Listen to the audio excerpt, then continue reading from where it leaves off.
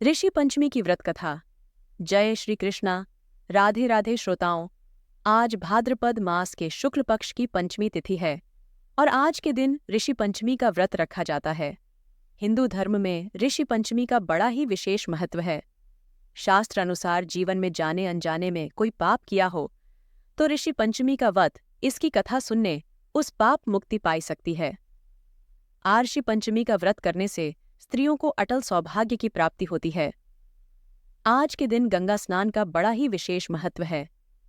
ऋषि पंचमी की कथा को सुनने से तथा सप्त राशियों के आशीर्वाद से मनुष्यों की सभी मनोकामनाएं पूर्ण हो जाती हैं। तो आज मैं आपको सुना रही हूं ऋषि पंचमी की बड़ी ही दुर्लभ कथा। इस कथा को बड़ी ही श्रद्धा और प्रसन्न चित्त मन से पूरा अवश्य सुनिए। भविष्य पुराण के अनुसार एक बार श्री कृष्ण भगवान से राजा युधिष्ठिर ने प्रश्न किया कि हे देवों के देव, मैंने आपके श्रीमुख से अनेकों व्रतों के महात्म को सुना है। अब आप कृपा करके उस पंचमी के उत्तम व्रत को सुनाइए जिससे समस्त पापों की निवृत्ति होती है। राजा के इन वचनों को सुनकर भगवान श्री कृष्ण बोले कि हे राजेंद्र, अब मैं तुमको ऋषि पंचमी का उत्तम व्रत सुनाता हूँ जिसको धारण करने से स्त्री समस्त पापों से छुटकारा प्राप्त कर लेती है। हे राजन, जो स्त्री रजस्वला होकर भी घर गृहस्थ के कामों में प्रवृत्त होती है तथा घर के बर्तनों आदि को जाने अनजाने में छूती है, वह स्त्री अवश्य ही नरक में जाती है। आता चारों वर्णों के लोगों को चाहिए कि वे रजस्वला स्त्री को घर का कार्य न करने दें, क्योंकि पूर्व समय में वृतासुर का वध करने के कारण इंद्र को ब्रह्मा हत्या का महान पाप लगा था।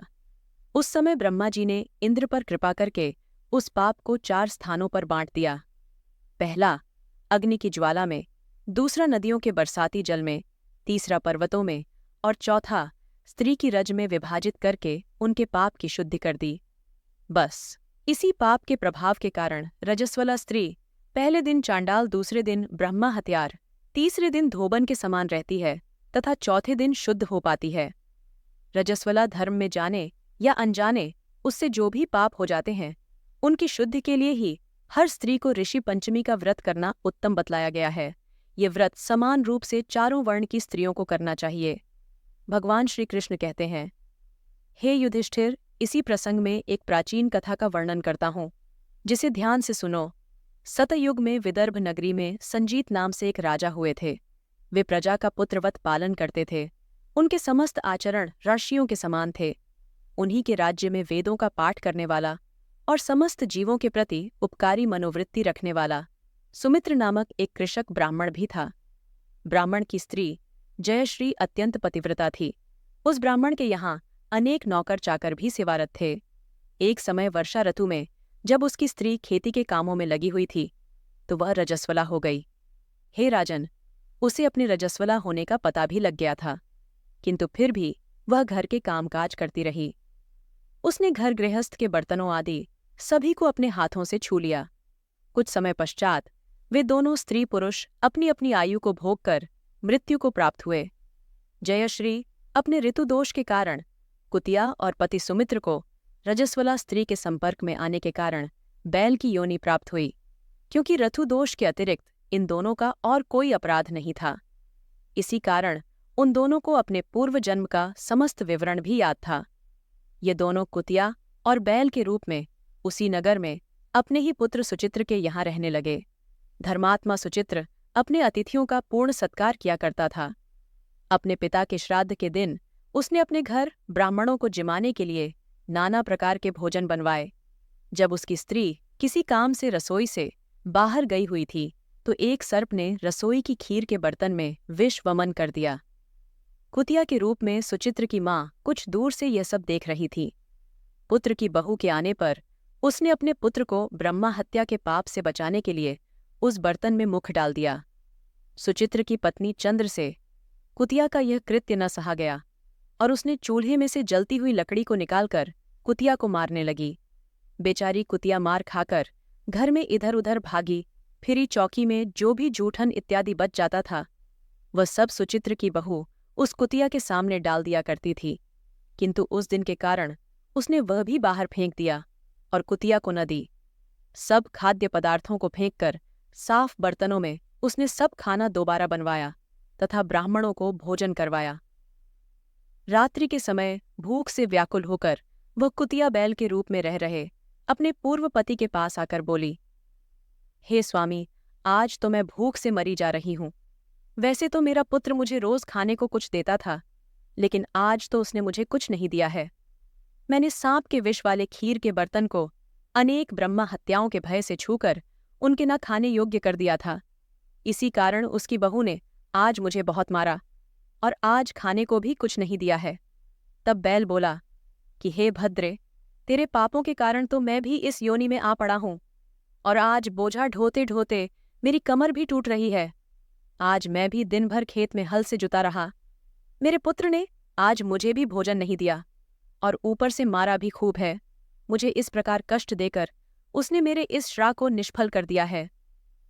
अपने माता पिता की इन बातों को उनका पुत्र सुचित्र सुन रहा था।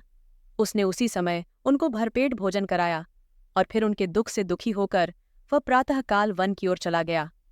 वन में जाकर उसने ऋषियों से पूछा कि हे ऋषिवर, मेरे माता पिता किन कर्मों के कारण इस नीच योनियों को प्राप्त हुए हैं और अब किस प्रकार वे इनसे छुटकारा पा सकते हैं।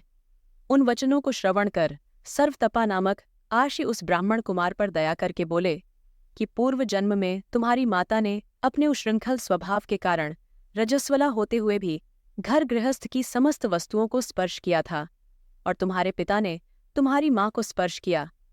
इसी कारण वे कुतिया और बैल की योनि को प्राप्त हुए हैं। तुमको उनकी मुक्ति के लिए अब सब तक आर्षि पंचमी का व्रत धारण करके तथा उसका फल अपने माता पिता को अर्पण करना होगा। भादव मास के शुक्ल पक्ष की जब पंचमी आवे, तब मुख शुद्धि करके मध्याह्न में नदी के पवित्र जल में स्नान करना और फिर नवीन शुद्ध रेशमी वस्त्रों को धारण करके अरुंधति सहित सप्तऋषियों का पूजन करना। सर्वतपा अर्षि के इन वचनों को श्रवण करके सुचित्र ने अपने घर लौटकर ऋषि पंचमी का दिन आने पर पत्नी सहित समस्त विधि विधान से इस व्रत को किया और उसके पुण्य को अपने माता पिता को अर्पित कर दिया। व्रत के प्रभाव से उसके माता पिता दोनों ही पशु योनियों से मुक्त हो गए और दिव्य विमान पर आरूढ़ होकर स्वर्ग को चले गए।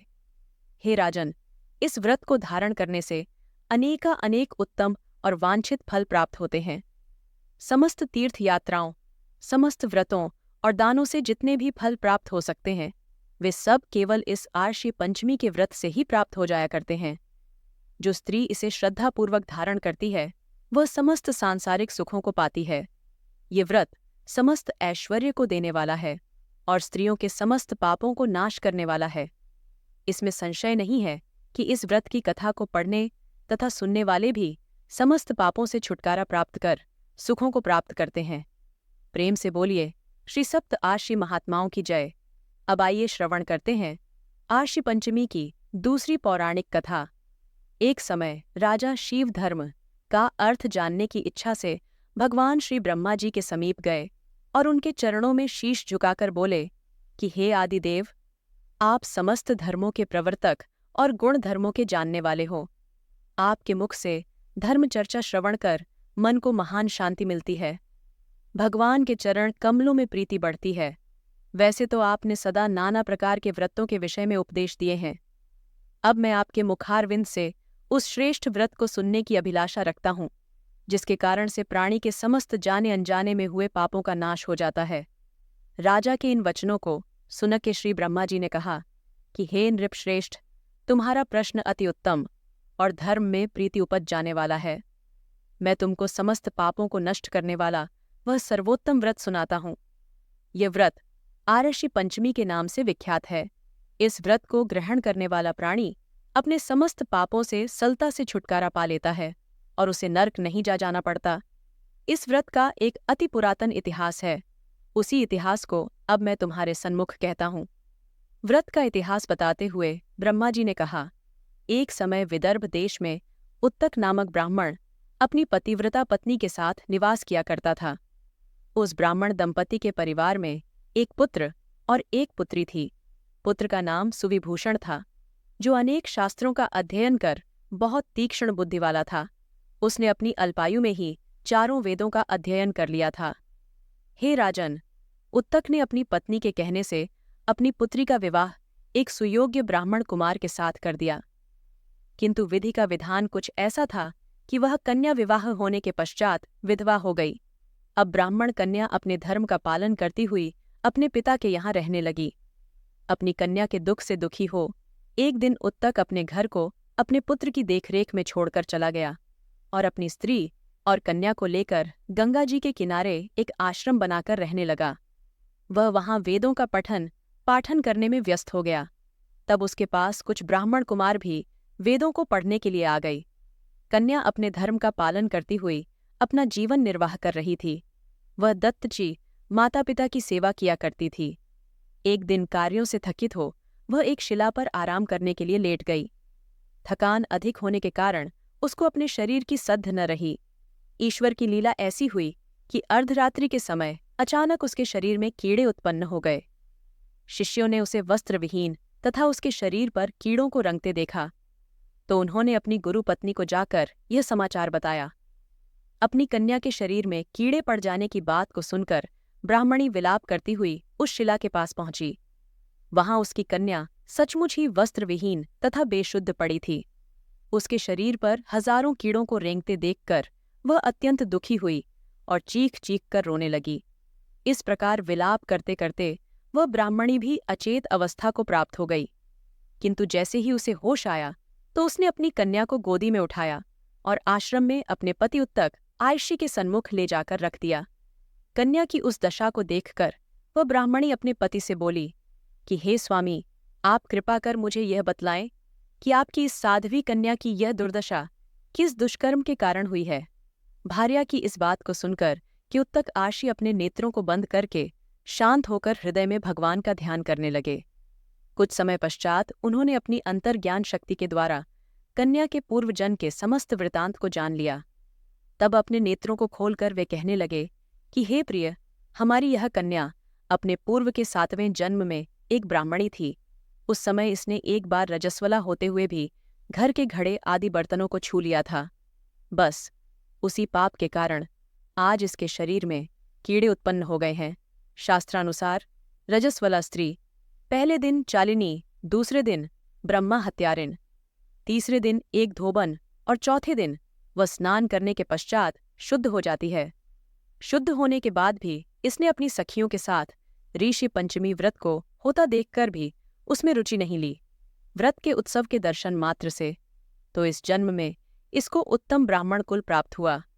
मुनि के इस प्रकार के वचनों को श्रवण कर उनकी पत्नी बोली कि हे स्वामी, जिस व्रत के दर्शन मात्र से ही इसे आपके उत्तम कुल में जन्म तो प्राप्त हुआ, परंतु जिसका तिरस्कार करने से शरीर कीड़ों से भर गया, ऐसे महान और आश्चर्यजनक व्रत को आप कृपा करके मुझे अवश्य बताएं। तब उत्तक आर्षि आनंदित होकर बोले कि हे भद्रे, यह व्रत समस्त व्रतों में उत्तम है। तुमने इस व्रत की जानकारी सुननी चाहिए तो यह हर प्राणी के लिए लाभदायक होगा। इसके प्रभाव से समस्त पापों का नाश हो जाता है। इस व्रत को करने वाला निश्चय ही दैहिक, भौतिक और दैविक तीनों प्रकार के कष्टों से छुटकारा पाता है। व्रत करने वाली स्त्री अपने सौभाग्य को प्राप्त करती है। ये चमत्कारी व्रत भाद्रपद मास के शुक्ल पक्ष की पंचमी के दिन होता है। व्रत करने वाली स्त्री को चाहिए कि वह गंगा या उसके समान पवित्र नदी अथवा कुएं के जल से स्नान करें और नित्य कर्मों को करने के बाद विविध विधान से पंचामृत बनाकर श्रद्धा और भक्ति सहित सप्त ऋषियों को उसे स्नान कराएं और फिर चंदन कपूर आदि गंध तथा पुष्पधूप दीप आदि निवेदित करें। पहले भूमि को गौ के गोबर आदि से शुद्ध करके उस पर अष्टदल कमल बनाकर अरुंधति सहित सप्त ऋषियों की स्थापना की जाती है। पवित्र वस्त्रों और यज्ञों पवित्र को अर्पित करें। उत्तम फलों और मिष्ठान से उनका भोग लगावे तथा अर्घ्य दे। अरुंधति सहित सप्त ऋषि यथा कश्यप अत्रि, भरद्वाज, विश्वामित्र, गौतम, जमदग्नि और वशिष्ठ जी का ध्यान करके इस प्रकार प्रार्थना करें कि हे श्रेष्ठ ऋषि, आप सभी मेरी पूजा को स्वीकार करें तथा मुझे कृतार्थ करें। आप मेरे द्वारा निवेदित किए हुए अर्घ्य भोग आदि को स्वीकार करें। जो स्त्री ब्रह्मचर्य धारण करती हुई इस व्रत को करेगी वह उत्तम फल को प्राप्त करेगी। इसमें संदेह नहीं है कि इस व्रत का फल समस्त तीर्थों के दर्शन और संसार के समस्त दानों से भी श्रेष्ठ है। सुख पाने की इच्छा से जो स्त्री इस व्रत को धारण करती है वह स्वयं सुंदर स्वरूप और उत्तम गुणों से परिपूर्ण हो। पुत्र पौत्र आदि को पाती है। इस व्रत को करते हुए वांछित फल प्राप्त करने के पश्चात इस व्रत का उद्यापन भी करना चाहिए।